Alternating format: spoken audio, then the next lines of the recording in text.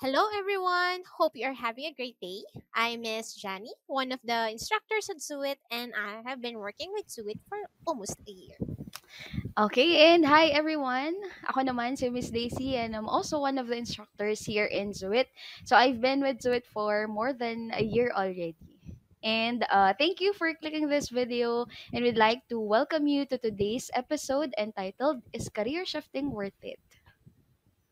Yes, so for those who would like to know the answer to that question, please keep on watching. Now, if you will notice, especially on our social media platforms, there are a lot of advertisements about career shifting into different industries, specifically in the IT industry. And because of the rapid change in this digital era, mas marami nang nagko-consider mag-career shift to IT. That's right, Miss Zani. So for some people talaga, part ng adulting journey nila yung career shifting. Yes. Okay, so let's start, okay, Miss Zani, Yes, by okay. defining kung ano ba yung career shifting and bakit kaya siya nako-consider ng mga Filipino professionals ngayon. Okay. Well, career shifting, sabi nga nila, is actually a process making a change in someone's career path. Yung change na ito is actually considered significant to someone. Hindi lang din kasi transition in a different industry, job roles, or expertise ang mga shifting na mangyayari dyan. Even our life can change dramatically or drastically when we're going to have our career shifts, 'di ba? And usually, it involves acquiring a new set of skills, relevant experience doon sa field na gusto nila, and also adapting doon sa demand ng new career nila. Well, and Mm. also, ayan, so by shifting careers, di ba, new and experienced professionals, they are doing career shifting din eh. So, this can make them feel fulfillment, ayan, in their personal growth since they will learn not just technical skills but also soft skills.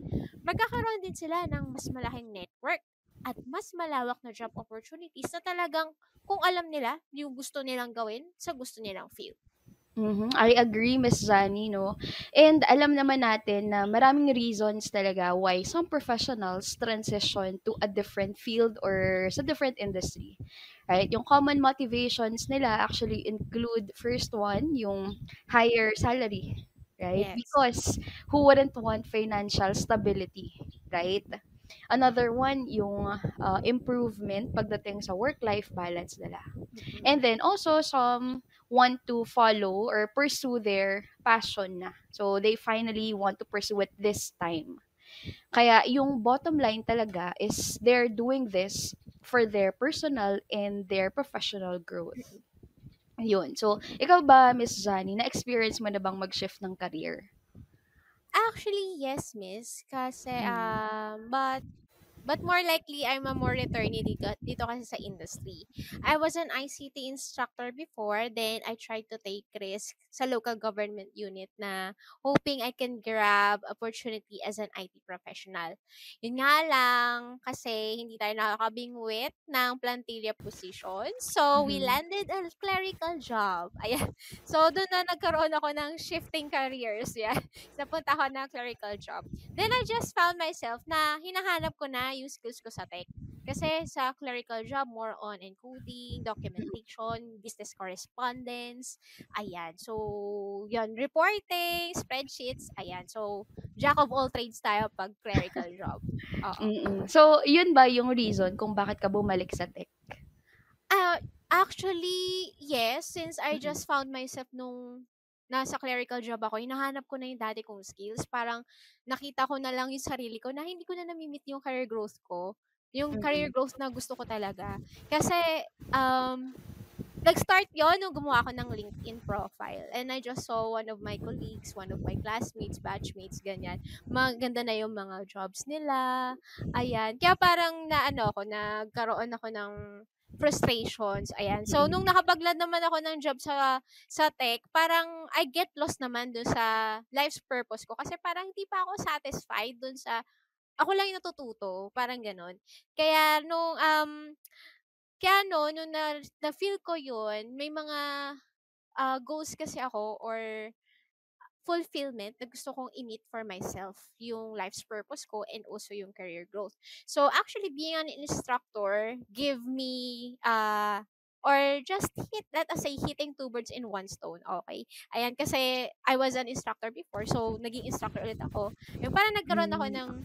ng achievement on that part. Ayan, kasi teaching is where I found my life's purpose kasi. And learning tech to teach it is actually continuing dun sa growth ng career ko. Mm. Ayan. So, ikaw ba, Miss Dixie? How about you? Can you share experience dun sa career shifting mo? Okay, sige. Ako naman, I'm actually a career shifter. So, I was an English teacher before I entered the world of tech. Mm. Ayun. So, bakit ka nag-decide na mag-shift ng career? Honestly, kasi na-amaze ako sa mga taong nasa IT industry. Okay? Mm-mm. Ang fancy kasi, for me, ang fancy pakinggan ng web developer, na isa kang web developer, or you're a software engineer, or you're a full stack web developer. Mm-mm. So, sobrang amazed ako, sobrang napapawaw ako or doon sa mga tao, or pag may mga nakikilala akong tech people, Mm-mm. okay, iniisip ko dati, gusto ko ring magawa kung ano yung nagagawa nila. So, gusto kong maging part ng mga projects na meron sila kagaya ng pag-build ng isang website or paggawa ng isang application. So, ayun, yun talaga yung mga factors na nag-push sa akin na mag-try. Actually, yes naman kasi Mm-mm. napaka-fulfilling naman kasi talaga kapag True. nakatapos ka ng project, 'di ba? Lalo na kung kahit small wins lang 'yan, 'di ba? We need to celebrate kasi Mhm. napaka-fulfilling niya. Actually, I also remember din, gusto kong maging architect bago ako mag-college noon eh. Yun yung talagang parang first choice ko. Kasi lang ayun, may mga pangyayaring di inaasahan. Kaya mukhang dito sa IT, we have different careers kasi na pwede nating makuha or job opportunity. So, mukhang ipupush ko na maging API architect. Charot lang. Okay. Ayun. So, isa tayo, no, dun sa mga professionals talaga na nag-shift ng career or bumalik sa IT industry. Pero for you, Miss Zani, ano yung mga pros ng pag-shift ng career? Actually, yes, to mention the few, unang-una syempre na napapansin kong pros talaga sa pag-career shifting is yung financial opportunity or yung better compensation. Mm. Lalo na kung yung industry is really in high demand, especially yung tech. Ayan, talagang malaki talaga yung compensation. And also, syempre, since you are having a new found skills, ayan, may malaking chance din for better employment opportunities. Ayan. Kumbaga kung product ang isang career shifter, madali siyang mabebenta.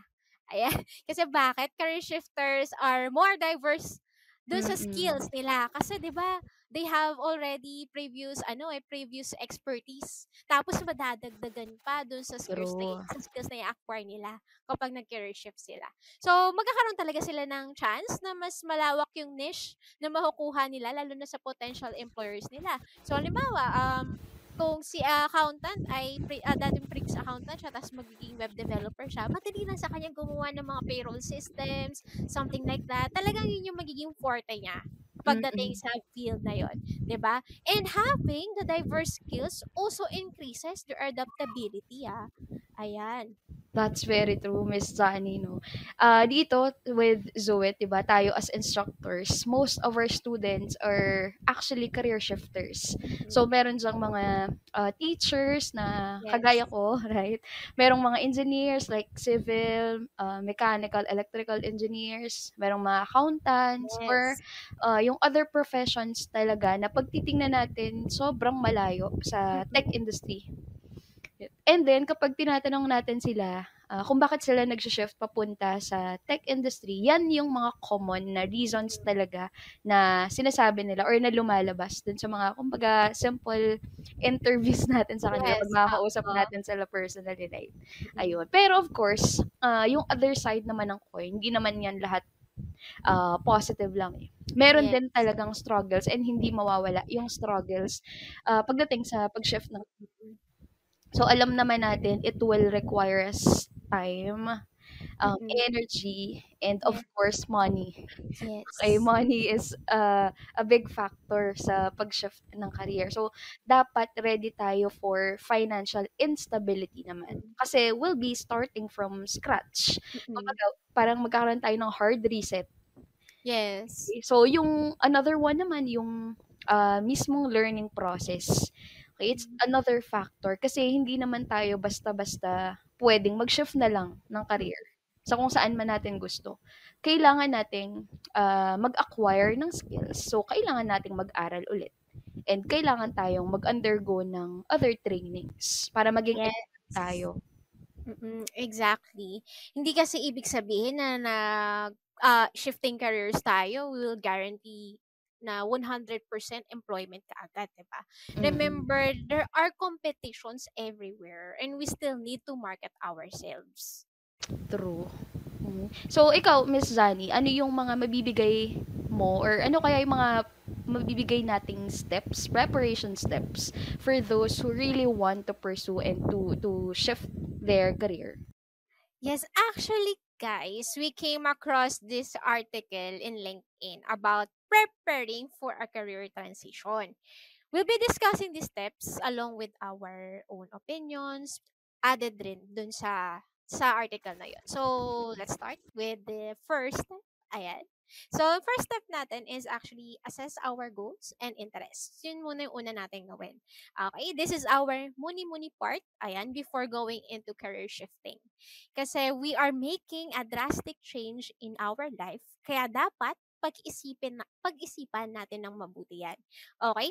Think about what our passions, what are we good at, what do we enjoy doing, and even our values and principles should align dun sa gusto nating career. Okay? Dun ba sa career na gusto natin, mag-a-align ba yun? Yung mga yun? Okay? And also, if we have the goals na merong gusto nating i-meet, mamimit ba yun nung career natin? Or magkakaroon din ng change dun sa goal natin na yun? Okay? So, if you want to be a software quality assurance engineer, syempre dapat magaling ka maghanap ng mali dyan. Ayan. Okay, charot na. Iba pala yun, Qualified ba iba tayo pala. dyan? Ako, I feel qualified, charot. Ayan. Siyempre, hindi sa paghahanap ng mali, dapat we should be detail-oriented. So, yun yung tamang term. Okay? Okay, dapat detail-oriented tayo. We should look for the adjustments also doon sa lifestyle na pwede nating ma-experience. Okay? Ano yung pwede natin at hindi natin pwedeng i-compromise. Okay? When we want to Mm. pursue the career shifting. So, dapat isipin natin yun. Ano yung magbabago dun sa lifestyle natin. Siyempre, importante dyan para malaman natin kung ano yung mga goals and values natin and interests natin. Important yung self-evaluation, yung self-awareness, and also yung self-assessment. Okay, if we really want to career shift. Ayan. So, kung medyo doubting ka, kung kilala mo ba yung sarili mo, if you are having an identity crisis, ayan, you can ask, ayan, people who are really knows you, ayan, people around you, especially your friends, your family, kung ano ba talaga yung pagkakakilala nila sa'yo. Kasi minsan, talaga hindi natin kilala yung sarili natin. Ibang tao nakakakilala sa akin. Sa atin. And also, we can look for assessment tools, ayan, to help us out for the self-assessment. Ayan. And next, we need to explore also the options and opportunities na pwede nating makuha from career shifting. Ayan. So, ano-ano kaya yung mga paths na yon? So, syempre, nakapagmuni-muni na tayo, nalaman na natin yung mga pagkakakilanlan natin. Ayan. We need to look for our potential career paths. Ayan. According to our goals and interests. Syempre, according pa rin dun sa mga nabanggit natin sa una. Okay, please, please, please, everybody. Ayan, don't go to an industry that you are really not sure about. Talagang wala Mhm. kayong idea at all. Parang narinig nyo lang na parang maganda yung tunog ng ganitong title, job title, di ba? Parang hindi dapat ganon. So, and also, dapat hindi rin yung may narinig ka lang na malaki yung pasahod sa ganito. Dapat hindi din ganun. Dapat malaman natin kung ano yung yung kalakaran ba, kumbaga. 'Di ba Mm. sabi ni Spider-Man, "With great powers comes with great responsibilities." Ayan. So, gano'n din pagdating sa job. Ayan, hindi siya madali kung talagang malaki yung salary. Ayan. So, and True. also, ayan, make sure na to do your research about those opportunities naman din. We can check job Mm. boards like JobStreet, LinkedIn, Indeed, and Caliber. Ayan. Yun yung mga pwede nating tingnan kung ano yung mga paths, career paths natin. Kasi lalo na dito sa tech industry, malawak yan. Hindi lang tayo pwede maging web developer. Sabi ko nga sa inyo Mm. kanina, di ba, Miss Daisy, na pwede tayo maging API architect. Ayan. So, pwede rin ganun. Pwede rin kayo cybersecurity. Ayan, cloud administrator. Maraming job opportunities sa IT. Marami talaga. Ayan. So, pwede nyo i-explore yun. Pwede i-explore yung field na yun. Tapos, syempre, since nabanggit na natin si LinkedIn, I would really recommend LinkedIn kasi dito may mga blogs and articles. So dito nga natin nakita tong ano na to eh, yung itong article na to. So, Ah. ayan talaga, napaka-convenient niya. Hindi lang siya professionally set for the professionals, but also it can have job posts, parang sa job street. And meron din siyang articles. Tapos you can also follow CEOs. Actually, nag-follow nga ako kay ano eh, True. anong tawag dito? Asawa ata ni Mark Zuckerberg or oo, parang gano'n. Ayan, Bakit yung asawa? hindi ko matandaan, eh, titignan ko pa. Parang basta may ano siya, parang LinkedIn din ata sa LinkedIn. Parang may-ari ng LinkedIn or something. Ayan, yun yung isa sa mga naka-follow ako. And also yung mga companies, pwede niyo rin silang i-follow. Yung Mm. magpo-post din kasi sila yung mga, syempre, yung mga marketing strategy nila na work-life balance, ganyan. Doon yung makikita yung mga events nila, ayan. Then also, syempre may mga pa-webinars din yan sa LinkedIn, lalo na yung sa Amazon Web Services. May mga pa-webinars yan sila kung naka-follow kayo sa kanila. Ayan. So, ayun na nga. So nabanggit na natin yan dyan. Dapat we should be proactive in exploring the world that you want to dive in. Okay, again, magda-dive in tayo. New world to eh. Bagong mundo talaga to. Okay, kapag magka-career shift tayo. So, isa pa doon, dapat mag-consider na rin kayo ng mentors na pwede nyong kilalanin as your one of your guidance, ganyan. Lalo na kung may experience na sila dun sa field na papasukan natin. Ayan. And also, ayan, so nakadalawa na ako. Meron pang pangatlo, mahaba to. Ayan. So, meron pang pangatlo. We need also to evaluate our skills and also the gaps. Ayan, hindi lang skills but the gaps. Mm. Okay? So, now, since we already assessed ourselves, nakita na natin yung opportunities and options dun sa career shift na yon, dapat ma-check din natin ano yung skills and qualifications that we already have. Ayan, that we currently have. Ano yung pwede nating magamit dun sa new career natin? At ano pa dapat yung dapat nating idagdag or ano yung skills na dapat nating i-improve? So, tatlo yan eh, yung current skills na pwede nating i-apply dun sa new job natin and dun sa ano yung skills na wala tayo. So, yun yung additional. And also, ano yung skills na dapat i-improve para doon. Okay? So, and also, we should know how far the gap is. Kasi, yun yung magiging basis natin, how much resources that we actually need. Okay? Siyempre, nabanggit nyo na nga, Miss Daisy, di ba? Yung time, yung Mm. effort, yung money, ayan, mga kailangan yan ng mga resources. So, kung kung malaking gap yan, malaki-laking gap, malaki-laking changes, talagang ano talaga, let it all out talaga.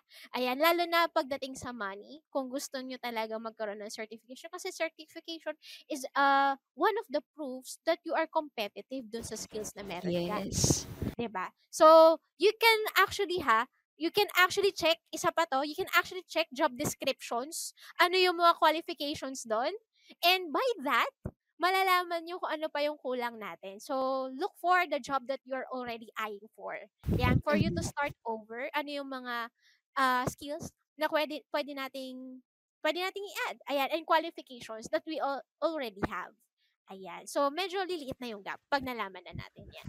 Yes. So, speaking of those gaps, ayun nga, kailangan natin siyang mapaliit. And actually, we have to bridge yung skill gaps natin. So, yung fourth step naman natin is for us to develop yung learning plan natin and of course, yung portfolio.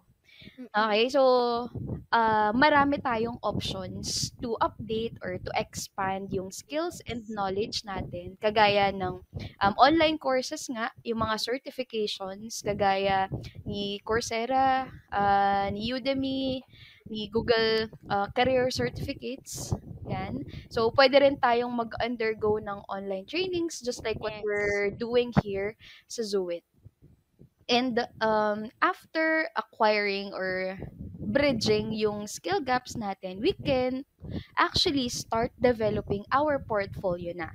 Kasi aside from the certificates that we have, yung portfolio natin is another proof of our skills. Okay, so yan yung pwede nating magamit para ma-showcase yung skills and yung potentials natin to possible Mm-mm. employers. Ayun. And then of course, once that you have your portfolio na, you're already equipped with the necessary skills, it's the time that you network and market yourself. Kasi hindi naman enough na, alam ko lang to. Certified ako dito. So, Yes. paano malalaman ng possible employers mo na, nandito pala si Johnny na pwede kong i-hire kung hindi natin i-market yung sarili natin. Right? So, we can build and maintain a strong network that will help us na magkaroon tayo ng access doon sa career opportunities na yun. Yes. So, sobrang helpful nga ng mga online platforms ngayon. Kagaya nga Yes. ng sinabi ni Miss Johnny, si LinkedIn, si Facebook, actually, TikTok, yan. We can use these platforms to actually establish our online presence. So, para mas makilala tayo and para mas malaman ng mas maraming tao kung ano yung kaya na natin gawin. So we can also share yung insights natin and we can connect with different people. Specifically, yung mga potential employers. Kasi yun yung goal natin, na magkaroon tayo ng connection dito sa mga employers na to. Yes. Yun. And then, lastly, of course, you have to prepare for the transition. Mm-mm. Okay, so we have, or lahat ng steps na yan na binanggit na natin, Miss Zani. So, pwede lang nating magawa yung mga steps na yan ay kapag nagkaroon tayo ng matindihang financial planning. Ay, Yes. kasi, ulit, hindi naman biro talaga ang mag-shift ng career. So, if we're willing to sacrifice yung current job natin to start again, dapat i-consider rin natin kung saan natin kukunin yung funds. Oo. Okay, kasi for the training fees, for the online courses na take Yes. natin in the future. So, preparation talaga is the key pagdating sa career shift. Mm-mm. So, ayun, we have a lot of steps to remember. Oo. Everyone, don't worry. We can link the article naman down sa Yes. description so you can just check it out Mm-mm. para mas mabasa nyo siya on your own na. Yun. So, pero ikaw, Miss Zani, ano yung mga naging preparations mo nung nag-decide ka na bumalik ulit sa tech industry? Ako, ayan. Ako as a returnee, ayan, preparation ko siguro is to establish ulit yung sarili ko sa field. Mm-mm. Kasi sa totoo lang, ang tagal kong nawala sa tech. 2 years din yun. Wala akong portfolio. Siguro ang dala-dala ko lang na skills na meron ako kasi, 'di ba, sabi ko clerical, ayan. Documentation and spreadsheet skills. Yan. Yun lang yung dala-dala ko, yun lang yung baon ko. Kasi, wala naman akong programming code practice eh. Ayan. Mm-mm. Ang concepts and kung ano na lang yung naalala ko, yun na lang talaga yung meron ako. Ayan. So, pero, ito din kasi yung maganda kay IT. Yan, kay tech industry. Maraming job opportunities. So, kahit yon feeling natin barya-barya lang yung meron tayo. Actually, ano yan, may halaga yan pagdating kay IT. So, for this one, yun nga, nangyari na nga, yung nangyari. I took the risk to apply for an IT post. Kahit yun na lang yung skills na meron ako to adapt. Ayan. Plus, also, yung pagiging detail-oriented ko kasi kasama na siya dun sa personality ko talaga. Ay, mahilig akong maghanap ng mali. Ayan, kaya I was able to handle yung mga manuals, ayan, yung system manuals, yung IT guidelines, yung test scripts, ayan, lalo na yung test scripts, ayan, kahit maliit na butas, ayan, kahit dapat yung password limited lang siya sa ganitong characters, sinasama ko yon. Ayan, kahit hindi siya bug related talaga. Tapos, I think that it should be added to improve the UI, yan, to the user interface, the user experience, ina-add ko siya. And also, bukod doon sa documentation, I was able to maintain a website using CMS. Okay, katulad ng WordPress. Ayan, yung WordPress naman kasi, hindi naman kasi siya hard-coded eh. Drag and drop lang kasi siya. Kaya, hindi ko talaga na-apply. Konting HTML tweaks lang yan. Konting CSS tweaks. Yun lang talaga. Wala akong hard-coded na practice when I landed a tech job from the clerical job that I had. Ayan. Tapos, then, doon na ako nag-start. Doon sa nakuha kong skills na yon. Kasi, meron akong test scripts. May experience na ako to create those, to create manuals, to create guidelines, to maintain website using CMS. So, doon ako nag-start mag-establish ng sarili ko. Pero, yun nga, alam ko kasi hindi enough yon yung skills na meron ako. So, I need to improve my other skills at lalo na kung gusto kong bumalik sa programming. Kailangan kong bumalik, kailangan kong matutunan ulit mag-hard code, kailangan kong matutunan yung languages, new languages. Kasi yung programming language na alam ko, hindi na siya in demand. Talagang kailangan kong mag-start sa scratch. Kasi panibagong new language, yung kailangan yung in demand na language talaga yung skill na meron tayo. Kung gusto nating makakuha talaga, makaland ng job. Ayan. So, ayun nga. Kaya talagang since yun, wala talaga, feeling ko napag-iwanan na ako. Ayun. And yung feeling na yun, siguro, yun talaga yung naging drive to pursue yung tech career talaga na gusto ko. Kasi nga, feeling ko talaga na pag-iwanan ako, yun na talaga. Doon ako nag-decide na mag-pursue and mag-return talaga to tech career. Ayun. So, ikaw ba, Miss Daisy? Ayun. How about you? Anong preparation mo? Well, ako naman, kung ikaw, miss, ang baon mo is yung stock knowledge mo or yung background mo talaga. Ako naman, kumbaga, ang naging baon ko lang talaga when I started is yung fascination ko lang talaga with the tech industry. So ako, ang pinaghandaan ko talaga is yung emotional and yung mental aspect. I check myself kung kakayanin ko bang aralin to, knowing na very technical tong programming, right? Kasi it's more on logic eh.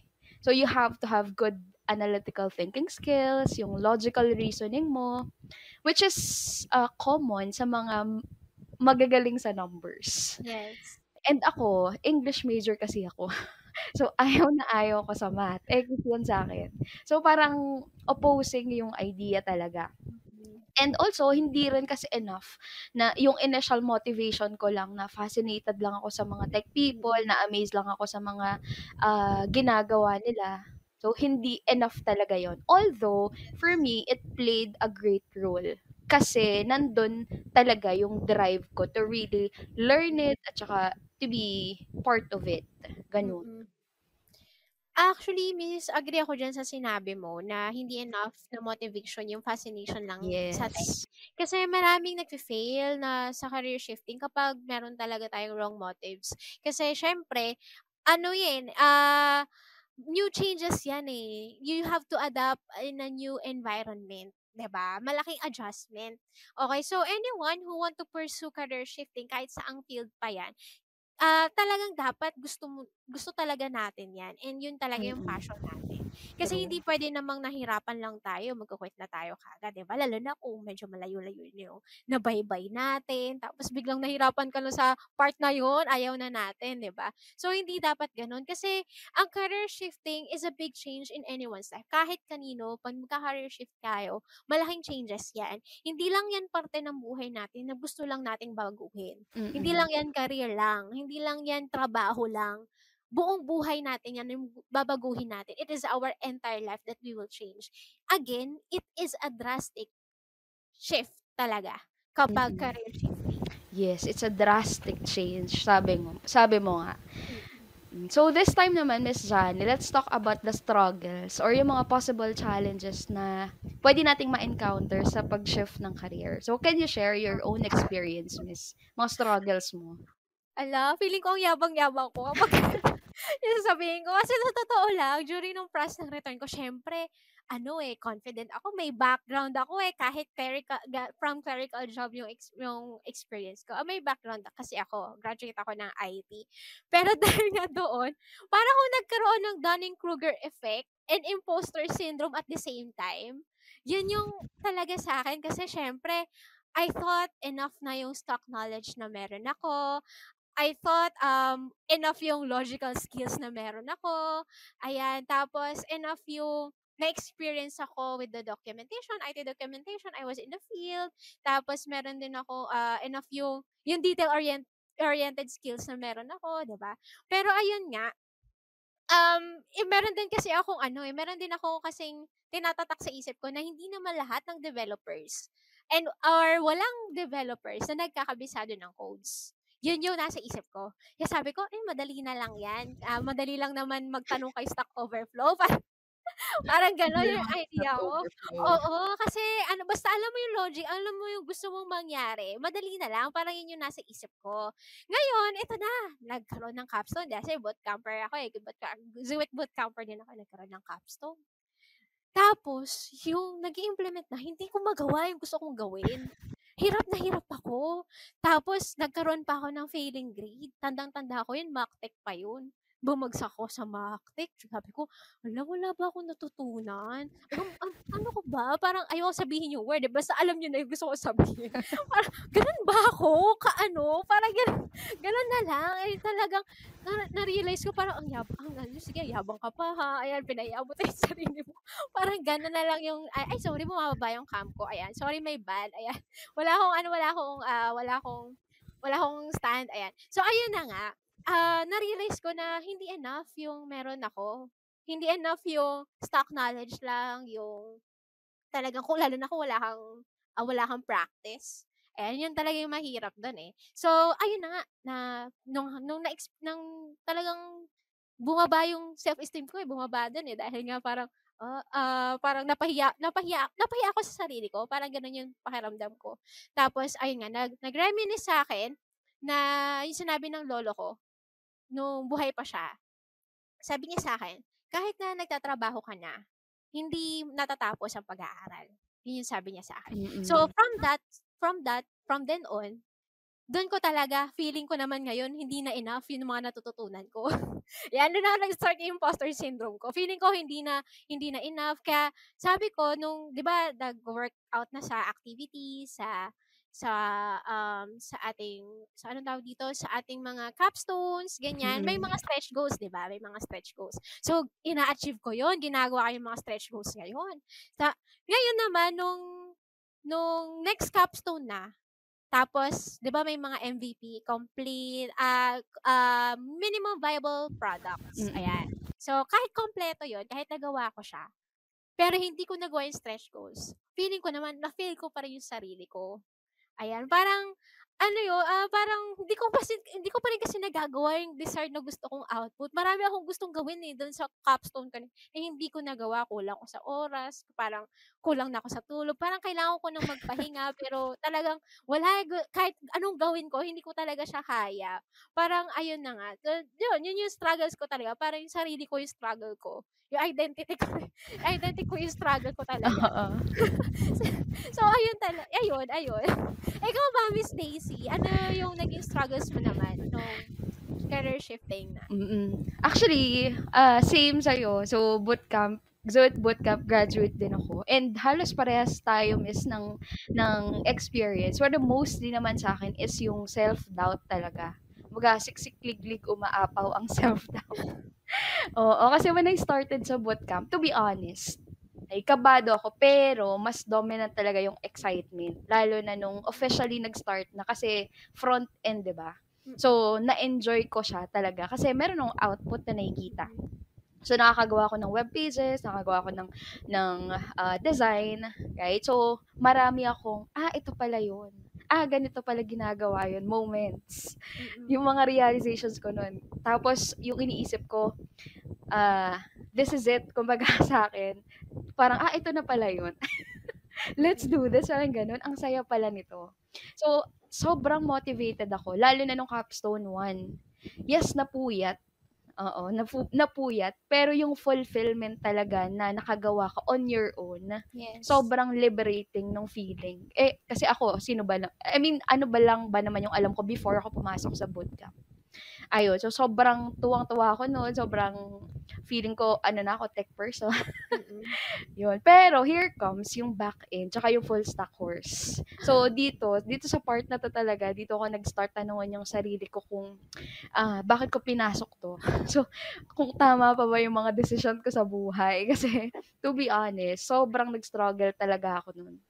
So, added pa yung pressure na yung mga classmates mo sa bootcamp, graduate sila ng IT, Oh. Mm. nag-work na sila before, or knowledgeable na talaga sila, and makikita mong nagigets talaga nila just right after the discussion. Mm. Tapos, during the activity, mabilis silang matapos. So, ayun. Tapos ako, hindi ko alam kung paano ko sisimulan yung activity. So, merong moments na tititigan mo na lang yung code mo, kung anong mali, ganyan. So, I even labeled myself as latak dun sa Hala. batch.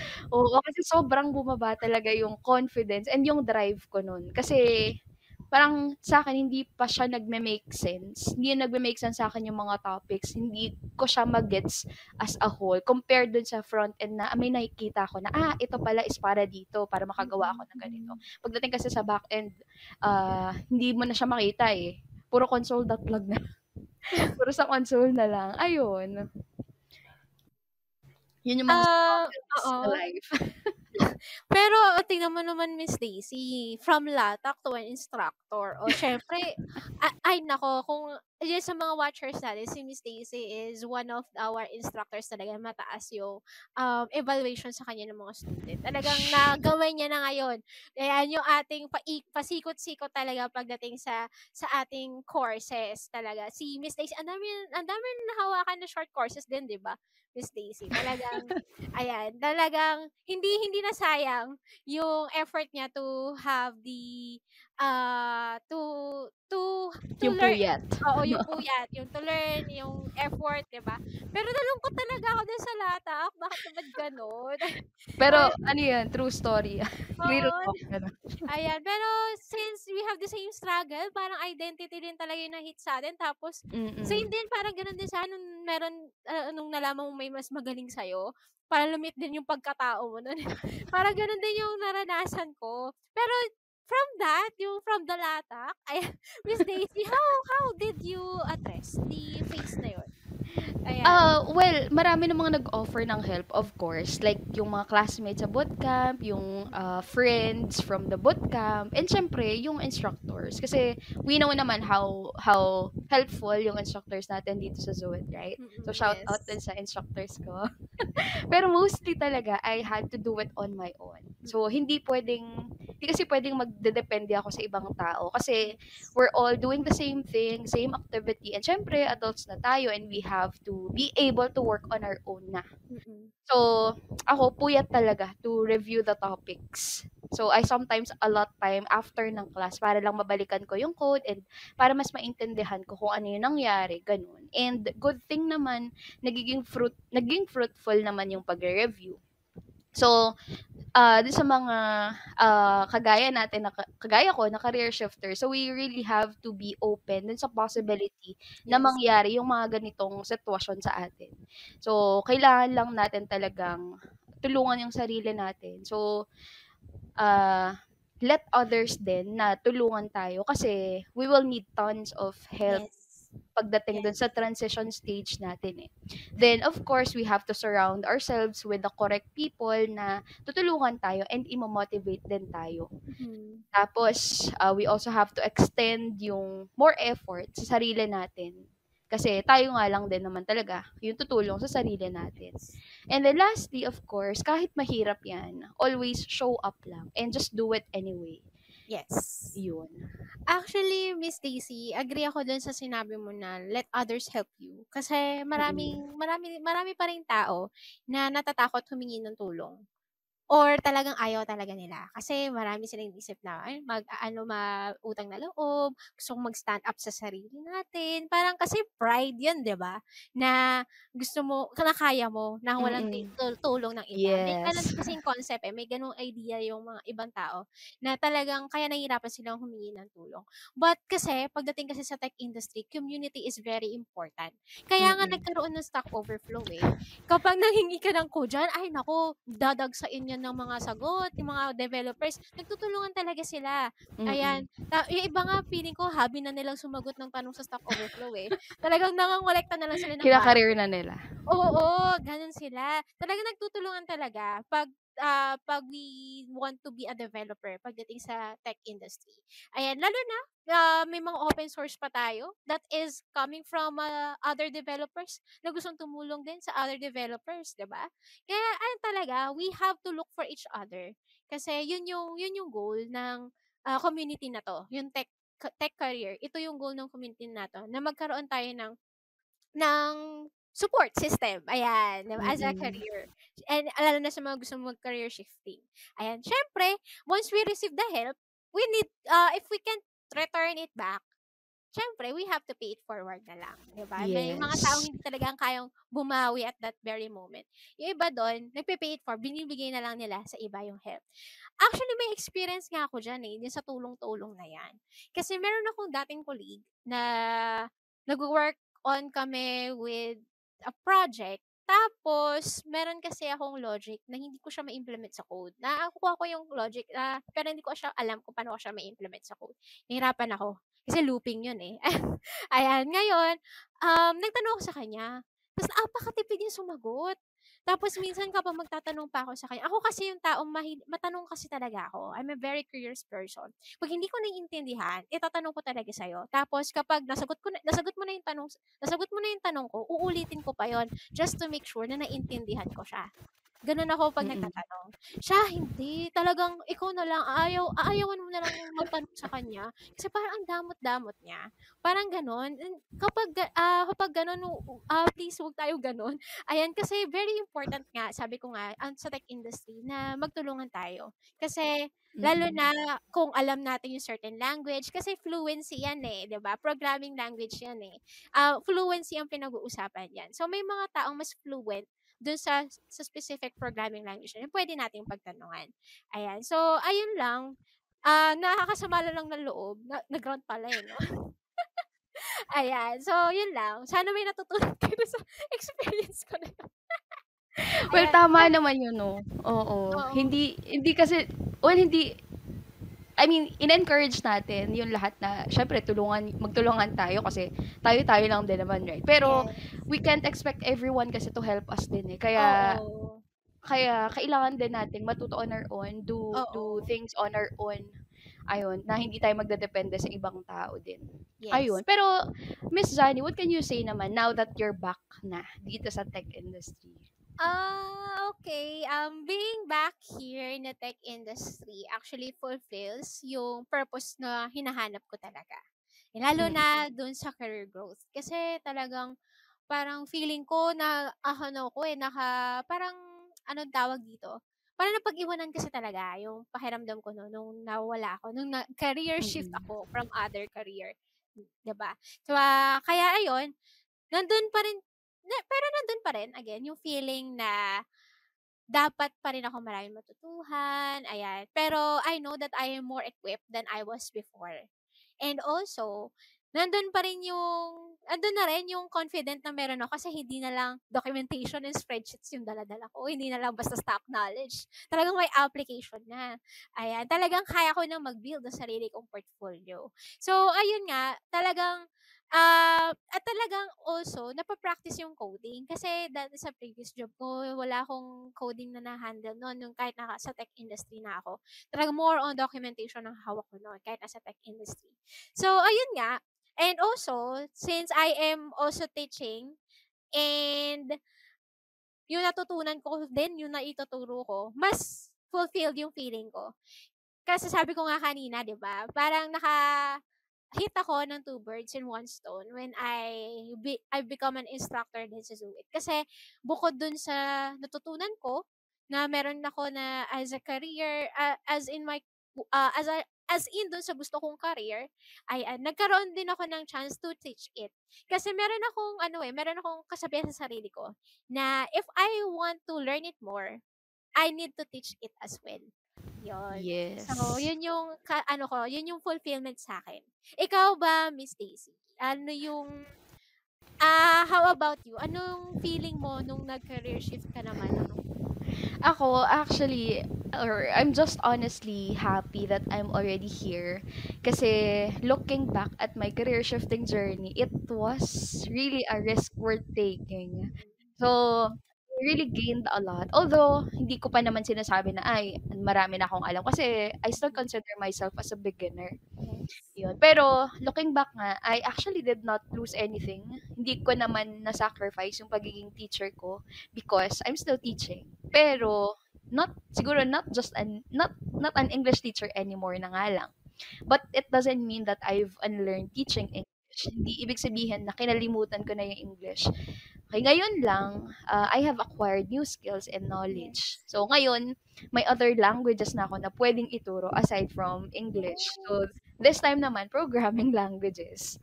Ayun, so na-achieve ko rin naman yung goal ko na matuto and improve yung sarili ko. So, I think nga, ngayon, I can consider myself na rin as one of the tech people na I just Mhm. admire before kong mag-try, before kong ipasukin tong tech world. Ayun. Yay! Thank you, Miss Stacy. I'm so happy for you. I'm so happy for you din. Happy for Napagtagumpayan you natin din na yun. nakabalik ka. Yes. So, thank you Yes. rin, Miss Zaddy, for sharing your experience. And also, thank you everyone for listening to our podcast. We hope you learned a lot in this episode kahit talagang nagkwentuhan lang kami ng life experience namin dito ni Miss Daisy. And sana nakatulong kami dun sa gusto nyo, so lalo na sa mga gustong mag-try, mag-career shift dito Mhm. sa career na to. Ayan. And also, for more podcast topics with Zuit, hit like and subscribe in our channel. Yes, that's right. So if you have any topics in mind na gusto niyo pag-usapan namin, just comment down below. So thank you everyone again and kita-kits sa Zuit. Yes. Bye-bye. Bye!